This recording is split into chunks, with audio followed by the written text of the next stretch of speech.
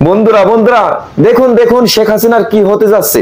জামাত নেতাদের ফাঁসি হওয়া ট্রাইব্যুনালে শেখ হাসিনার বিচার হবে গোলাম পরোয়ার।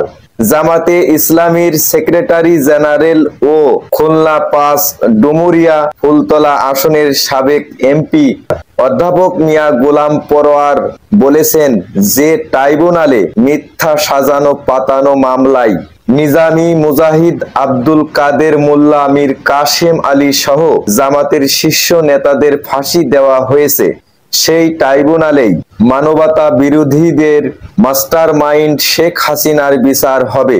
তবে শেখ হাসিনার আমলের ট্রাইব্যুনালে মিথ্যা মামলা আর কথিত বিচার হলে এখন সঠিক বিচার হলেই শেখ হাসিনা শাস্তি পাবেন। শুক্রবার বিকেলে খুলনা জেলার ফুলতলা উপজেলার ফুলতলা ইউনিয়ন জামাতে ইসলামীর কর্মী সম্মেলনে প্রধান অতিথির বক্তব্যে তিনি এসব কথা বলেন।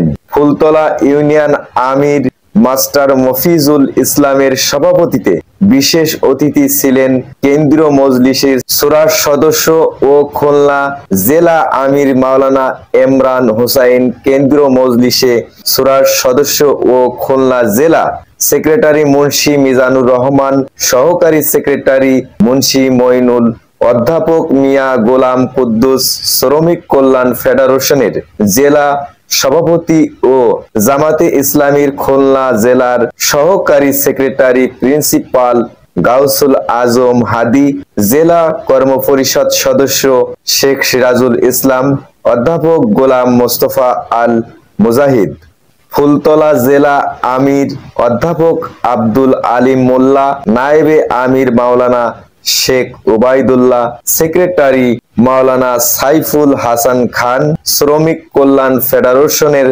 জেলা সেক্রেটারি আলী আকবর মোড়ল।